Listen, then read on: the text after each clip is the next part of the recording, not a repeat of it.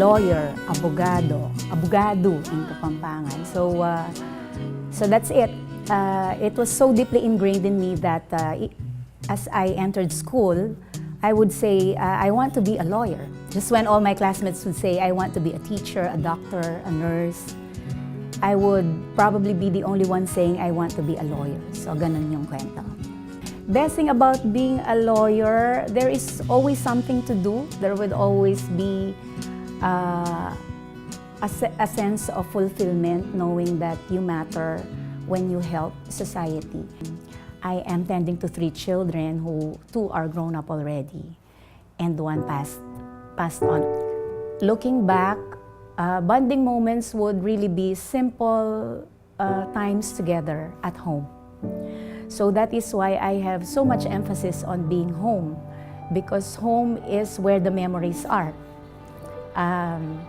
It is in the home where we have built rapport, where we have built relationships, and it is in the home where we have built 1,001 memories that remain in the heart and mind to this day.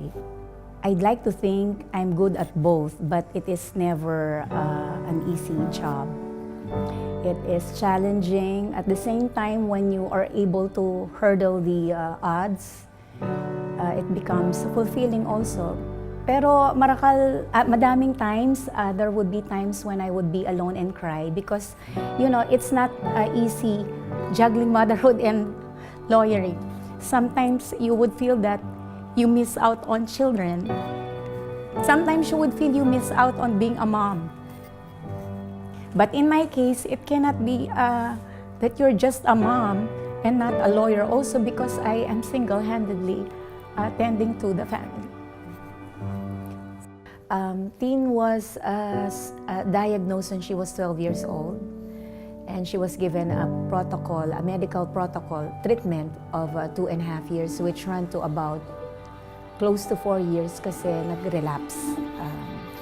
And during those days, I remember it was a very difficult phase because while I had to attend personally to my daughter, I couldn't stop being a lawyer also because it's the only kind of work I know. So you could just imagine how it could have been possible for a single person to be able to handle all of this all at the same time.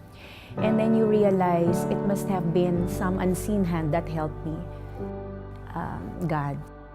When teen Martina, my youngest, was diagnosed with a sickness and was ordered by doctors to stop school, life for her was just home and hospital. So life for me was the office and home and the hospital. And life for both of us was just us. So suddenly the world was so limited already, and it was hard because it was hard. So one day my daughter, you call it tripping, so we saw Timog Residences, and she loved spring bloom, the green. Incidentally, her favorite color is green. So when she saw the house, she said, "Mom, I like this." So, "Mama, ito ang gusto ko. Can I stay in the in the room on the first floor so it would be easy for me to be in and out of the kitchen?" She could bake, she could cook, and if she were alive only, I guess she would be a good chef. So I said, "You like this home?" And then she said, "Yes." "Okay, we're going to buy it." So when we got back home, we would talk about the house in Timog Residences, the greenhouse in Timog Residences, and what we wanted to do with the greenhouse in Timog Residences, Spring Bloom. 2 months after she passed on. Personally, I like this house because, like I said, I always wanted a decent home, a modest, decent home. But more than my personal liking for this type of house, it it is what a young girl wanted.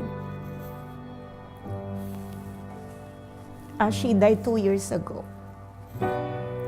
But from the time she told me she wanted this house, the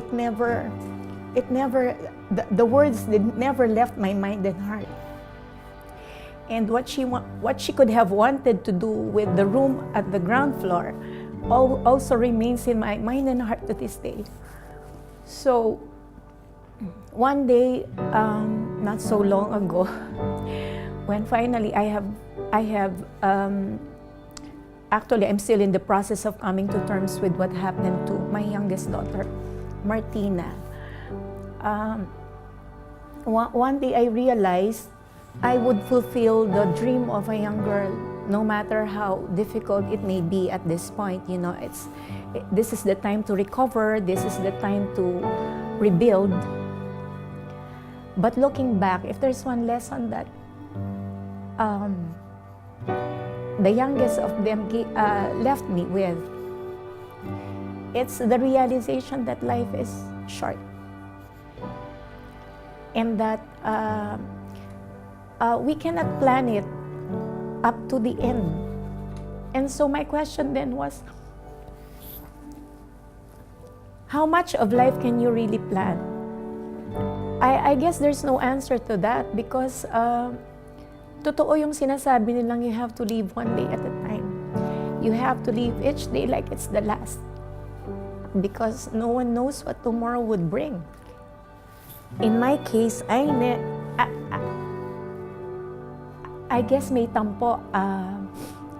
To this day, I would ask, what is it that I have done to deserve a situation where the child would go ahead of the mom? Sabi nga nila, when a husband or a wife dies, the one left is called a surviving spouse or viuda-viudo. When parents die or a parent dies, ang tawag sa naiwan is ulila. But when you lose a child, what do they call you? There is no term. What do they call a mom who loses a child? Wala atang termino, di ba? It's the same feeling. There is nothing that can describe the feeling of a parent who loses a child. If there is one regret I have right now, I can have the home that a young girl dreamt of, but the girl is not there. But in my heart, I know that somehow that even if my hands wouldn't be able to touch her, or my eyes wouldn't be able to see her, I know the presence would always be there. So I never gave up on one day seeing and giving Tin the house that she wanted, despite her absence. I just look forward to the day when I can see her again. Had she been alive, like I said, probably I would see her just in her room and in the kitchen, cooking, baking, and just enjoying the serenity that Timog Residences can provide. My two other children know that this is the house that their youngest sister wanted. So more than a building, more than an edifice, more than a non-living thing, the house would be very meaningful to us because it's like coming home to Tin again. It's coming home to the house we all liked. It's coming home to the girl we all loved. Personally, I think it's being reunited with a daughter. Many will not understand that, but my heart will understand that.